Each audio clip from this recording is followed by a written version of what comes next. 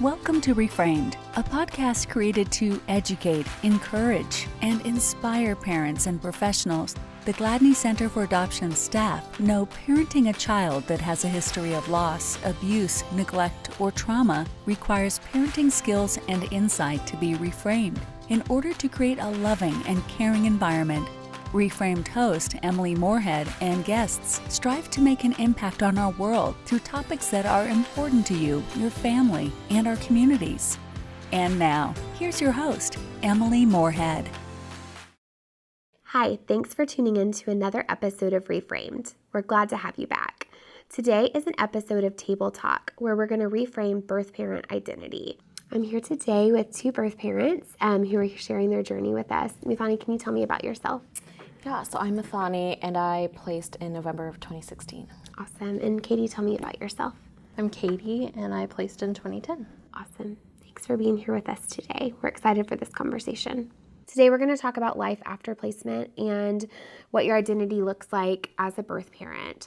So tell me, as a birth mom, is that a title that you identify with in daily life, or is that something that you embrace in certain situations with certain people? What does that look like for you? I would say I'm very proud of being a birth mom, and I'm extremely open about my adoption story in general. So I don't think that there's ever a moment where I don't feel like that's a huge part of my identity. Okay. What about you, Mithani? Is it the same or different? Yeah, definitely the same. Everyone in my life knows my story, and that I'm a birth mom is something I'm very proud of. Are you guys just naturally open people, or is that something that it's been that you've really decided to embrace, being a birth parent and sharing that? I'm not as open, but I'm also an adoptee, so adoption is just a huge part of my identity in general. So it's easy for me to talk about on both sides. Okay, yeah, that makes sense. So it's kind of even in your family culture a little bit too there. Okay. So tell me how you guys, life after placement, obviously you both placed a few years ago. What did that look like at the beginning, and what does it look like now? I think for me, the first year was kind of figuring out what now, you know. I knew that I wanted to use this opportunity to do something with myself, kind of like a second chance, but I didn't really know what that was. So I kind of dove into work and just kept myself busy all the time, but I never felt really fulfilled. And so the one time that I did was anytime I did panels or talked about my story. And so that kind of led me to realize that this is something I want to do, in the future. I want to help others like me, other birth moms. And so I'm back in school and working on getting a psychology degree in order to help others in that way. That's really cool. Congratulations. When you said you didn't feel fulfilled, what was that feeling? Was it there's this hole that I'm trying to fill space with, or what was that like? Definitely, and I think I thought that maybe just keeping busy would do it, and so just working a lot and never really having any downtime to really truly grieve, and that wasn't good. And so I think now that I'm in a place where I'm actually in counseling, I'm talking more honestly about my story and the grief behind it. I'm in a much better place than I was at the beginning. Yeah. Well, and I think it's really cool that you use your voice, but also sometimes we use our voice and we're like, yeah, adoption's great and wonderful. Was there ever a point that just kind of it hit you I'm filling space and I'm not saying my truth, which is I'm grieving deeply in this phase right now? Yes, I would say in the last year it's kind of gradually gotten to that point. And this year, Mother's Day weekend was really, really hard.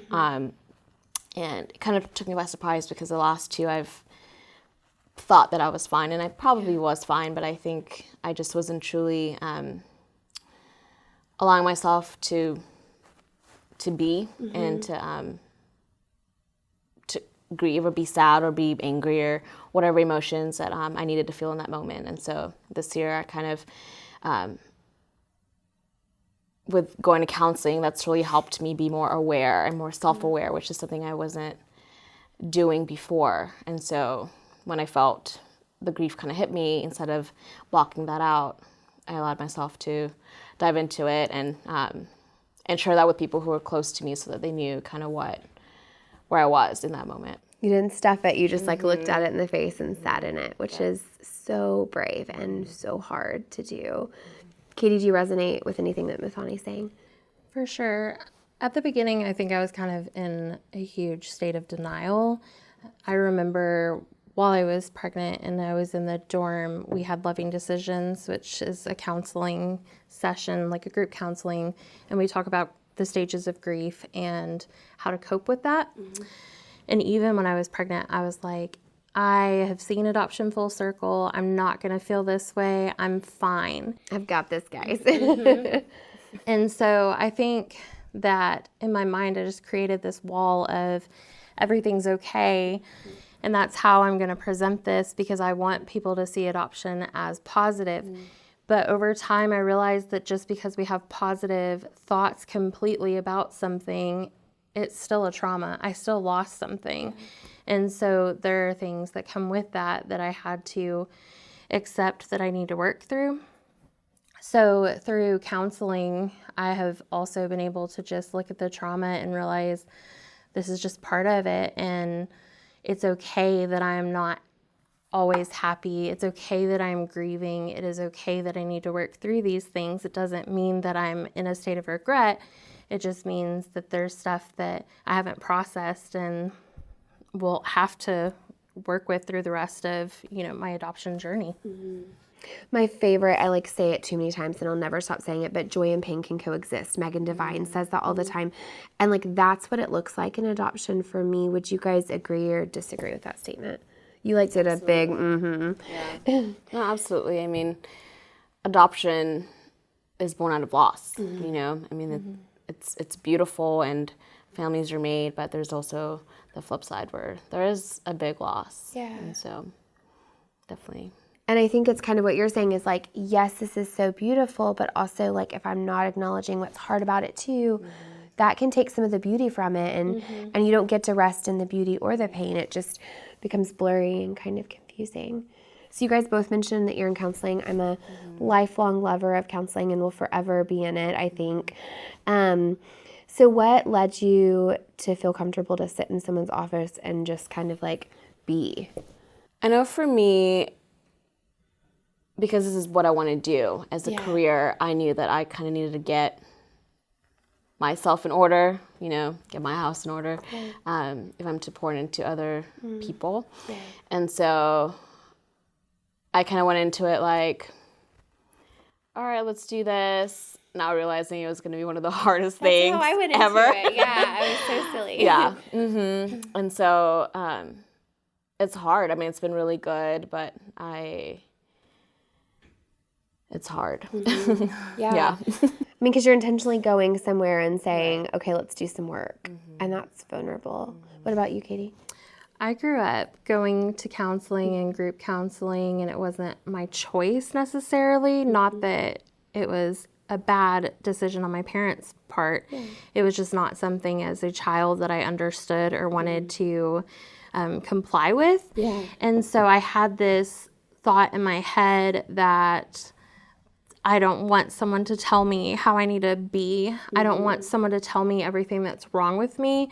And I just had the wrong idea of what truly counseling is. It's not about saying, hey, this is wrong or something is wrong with you. Yeah.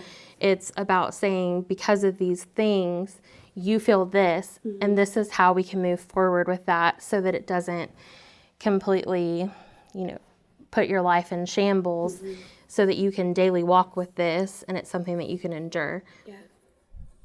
That's really brave. And I think that it's really and truly I'm wanting to sit down and acknowledge what these things are coming up for me and how to make sense of it and even how to make change or awareness with it. Do you guys have any grief triggers that you've noticed in your adoption? Or this is a hard season, or this is like you said, Mother's Day, 3 years after placement, for some reason this time is really hard. What was that like? Shocking. I mean, I know my triggers kind of change, and things that might have been a trigger before aren't anymore. I know like with the relationship I'm in, like when we talk about the future and talk about like a family, like most of the time it excites me, but then sometimes it's terrifying. And can be a trigger for me. You know, Mother's Day, you know, this year was really hard versus the last 2 years was not that hard. Sometimes even just seeing a mom with her kids or her baby, like that can be hard too sometimes. But I think what I've learned is to be aware of whether I'm being triggered or not, because I think before I kind of was just brushing them off. But now being able to just place it and, you know, like deal with it in the moment, or allow myself in the moment to realize, okay, this is triggering me, you know, let's deal with that. Let's acknowledge it. Yeah, let's acknowledge it. Yeah. What about you, Katie? Have you had any experiences like that where, like, kind of like Muthani, like just, oh, wow, this is not what I expected Mother's Day to be like this year? I would say my grief is not consistent. I don't think that there's anything that sticks out specifically. It's just it kind of comes in waves, and I feel like that's with healing too. So it makes sense to me that the grief would be very inconsistent. But one time, I remember the first time I ever cried after a visit, and that's when I realized something is wrong. You have not processed stuff, and you need to get help. Because I thought I was okay, and I remember getting into my car, and the first thing I did was just broke down and cried. And then I stopped, and I was like, what's wrong? Why am I doing this all of a sudden? Yes, because it hadn't happened before, and nothing happened in the visit that was different. And so I think it was just, you know, we go into different life seasons, and I'm getting older, so I'm thinking a lot about whether I want to have a family someday. And so one huge thing for me that I've noticed lately is going to the OB when I go in for like a yearly visit, being in the waiting room with a bunch of happy couples that are pregnant and they're about to experience this amazing miracle. That's really hard for me because I'm envious of them in a way that they get to watch all the little things that I'm missing out on. And so that's really hard for me to deal with, but it's something that, again, I find bittersweet, and I don't regret my decision, but it is hard to know that there's so many things that I don't know about this little human that I created. Yeah, I don't regret it, but I also grieve it, and that's okay that those can coexist.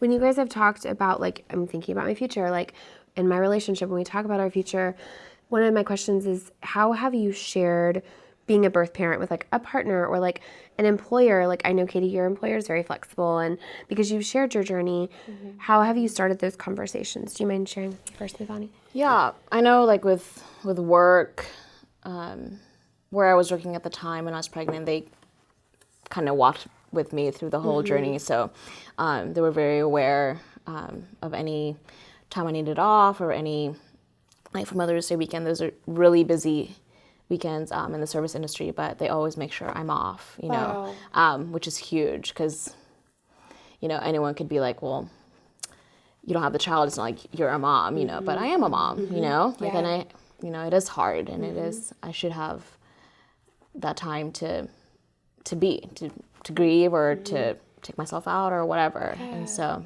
and then as far as, like, with my relationship, when I first met my boyfriend, I thought it was going to be a while before I told him about my daughter. But, I mean, it just kind of was natural into our conversation. And we had the conversation that first night. And he was just very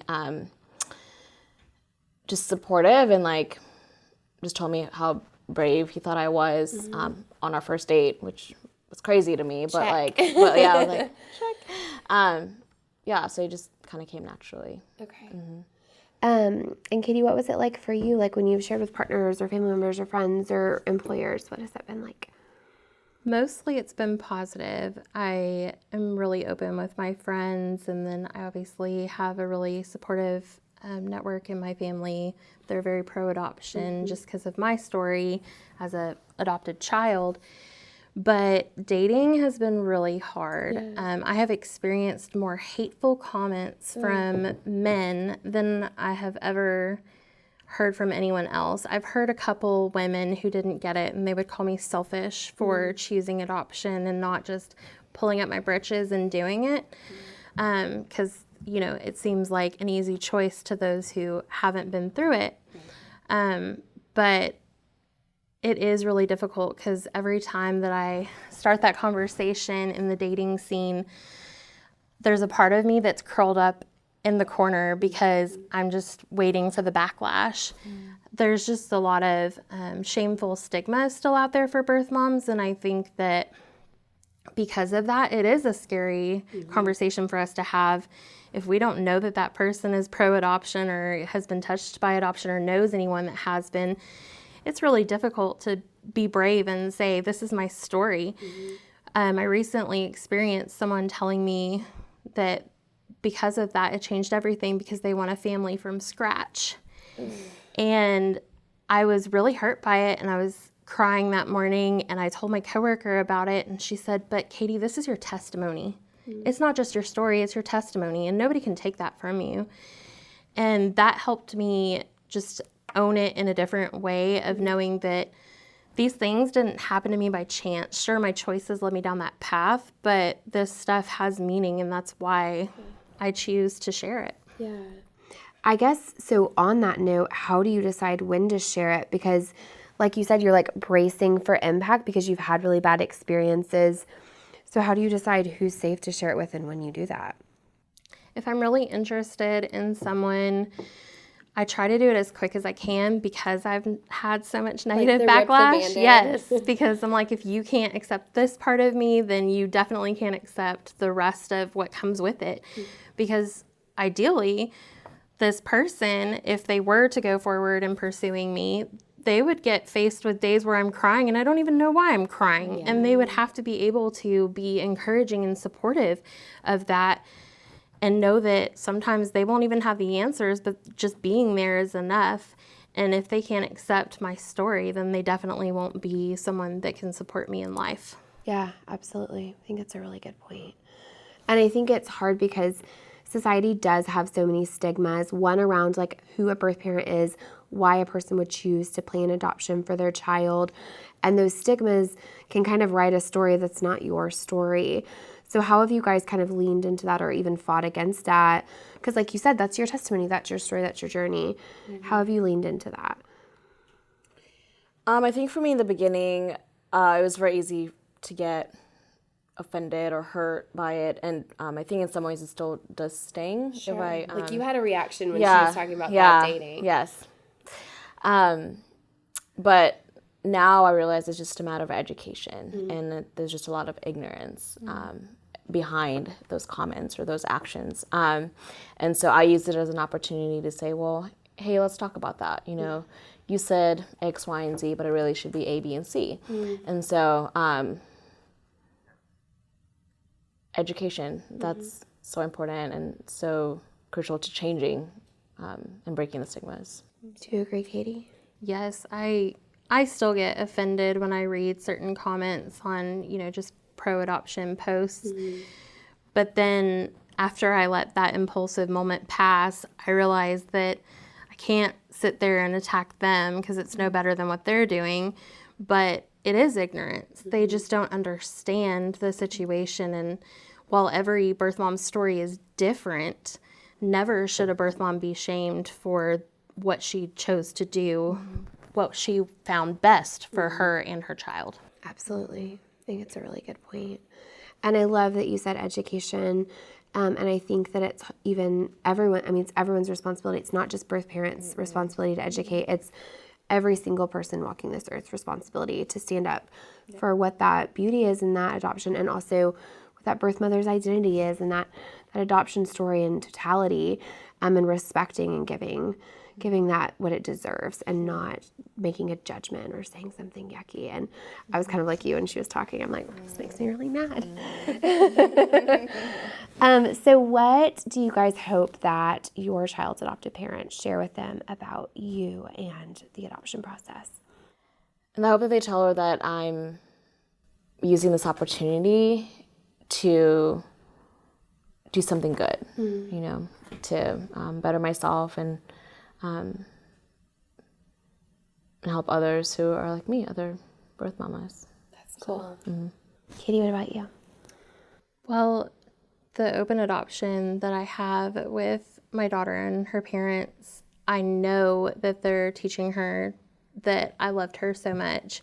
And I see that through her actions. For example, Birth Mother's Day is the Saturday before Sunday, Mother's Day. And this year she sent me a video just saying how much I deserve this video of her saying how thankful she is for the life that I gave her.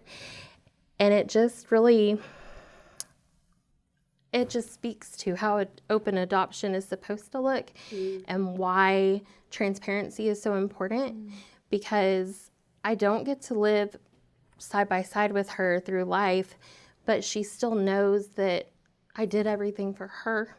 And while it's great, yeah, sure, I benefit from getting to further grow and not have to parent at that time. It was all about her and just her having this life and all this opportunity to pursue passions and to have a family that loves her just as much as I love her. Yeah, so getting to celebrate that through the updates or the visits is a gift. I have a question about that. So when I worked with adoptive parents, a lot of times I would hear like that they were worried about sending a great video like that, or like, how do we offer a visit and make sure it's the right time for, you know, the birth parents? What advice do you guys have for adoptive parents about that? Because they want to protect your grief and they don't want to overstep and, you know, cause more, but they also just don't know how to delicately handle that because it's grief that they haven't experienced. What advice do you have for them? I mean, just, I know with me, we just have really good communication. And so they'll ask like, hey, you know, we have this really cute vid or these pictures. We want to send you, like, if that's okay. You know? Okay, so before they send it. Yeah. And so, and more so now it's pretty open to where I've told them like, you can send them. Like, you can always send them. Like, I'm appreciative of anything you want to send. But they are always making sure that like, hey, how are you doing? Like, is this okay? Is this too much? Is this, you know? Yeah, so they kind of touch base on like the level of openness that they give. Is it the same for you or is it different? I feel like mostly they wait on me to prompt any visitation. I usually set up what day, and we've just kind of had a pattern of meeting twice a year, once in the spring around her birthday and then once near Christmas. But recently I've just approached her and said, hey, would you be open to seeing me more? Just because she's getting older and the bond is way different than it was before. And I just, you know, am hungry to know more about her and to experience more with her. And so I just simply said that, would you be open to it? And I love that she responded to me, I'm open to it, but let me have a conversation with her this weekend and then I'll let you know, because I want her to know that she has a say. And she's 9, so that is really important that she knows that this is her choice too, that she gets to choose whether she spends time with me and how much time she spends with me. And so that's been really cool just to see her empowered and, you know, getting to write the story on her end too. As an adoptee, is that something that you like, that was an option that she was given? Yes. I mean, I was in a closed adoption since I was adopted in the 80s, but I think that it's great that she is really including her in it, because having a voice just as a girl in general is a great tool to have and to learn. But it's really cool that she gets to choose like how many times we see one another, and then she can also say, I really love seeing them. And that's been really neat, because before I would kind of have to be like, hey, so how are you feeling? And now she's realizing that she's allowed to say, hey, I miss you. That's cool. I love that they're practicing voice with her in that way. It's really neat. So what would you guys say to a woman who is experiencing an unplanned pregnancy and she doesn't even know that adoption's an option? How would you educate her? We talked about that kind of being an empowering tool. What would you say? This is the hardest thing I've ever done, and it's something that I have to continually work at for it to be something that I'm okay with. It was a positive experience in the sense of I knew at that time there was no way that I could give her all the things that I would want to give her. I wouldn't be able to pay for dance classes or soccer or whatever she found was her passion. And, you know, just the extra little things that parents want to do for their kids. I knew that there was no way that I could even do a fraction of that in the state that I was in at that time. And so just knowing that that was an option for me really took a lot of pressure off my chest, because of course I thought about, can I do this? Because I, of course, loved her immediately and wanted to at least consider what life would look like or could look like if I chose to parent.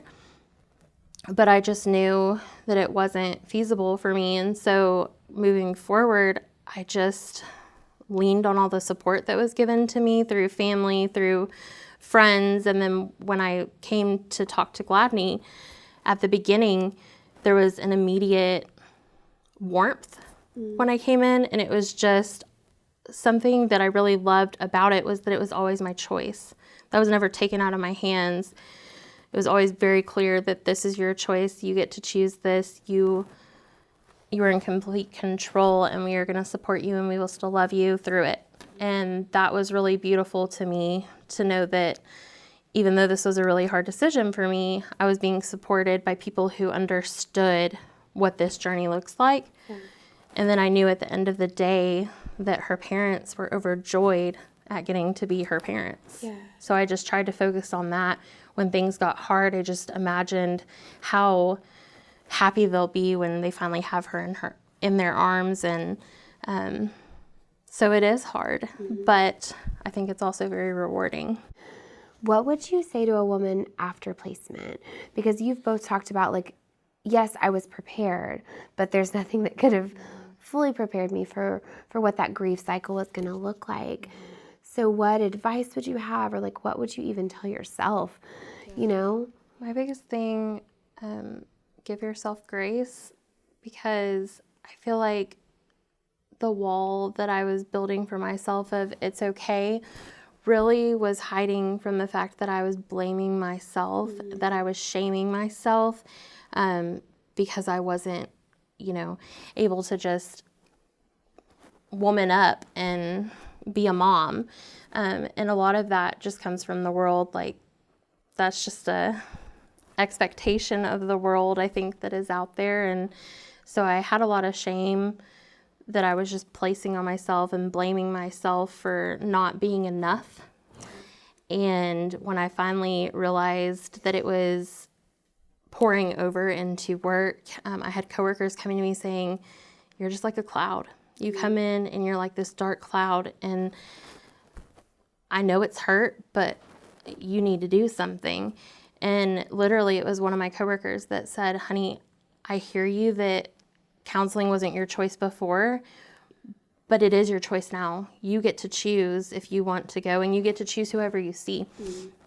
And so that was finally the push that I needed to get in the door. And I think that once a woman is in the door, or even a birth father, that they can work through this at whatever pace they need.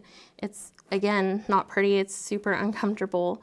But I can literally look at who I was before and now, and even my coworkers have said this recently, that it's completely different people. It's really benefited me in a large scale. So almost your identity as a birth parent has evolved as your grief has. Would that be true for both of you? Yeah. I'm so thankful that you shared this space with me today, and we're so vulnerable and just put it out there on the table. I'm just grateful because I know that there are so many women that need to hear this and need to have the permission to seek those resources, or, to connect in a community in a different way, or just sit in their grief. And sometimes we even need permission for that. So I'm so grateful for you guys and for your passion and your heart and your advocacy. We're going to have resources available for you in our show notes, and how to stay connected with Gladney and how to seek resources if you are a birth parent. Thanks for tuning in today for this episode of Reframed. Thanks for listening to the reFramed podcast. Be sure to visit gladneyuniversity.org to access the show notes and discover upcoming trainings at Gladney University. We'd love your feedback, so please head to iTunes and rate, review, and subscribe. Until next time.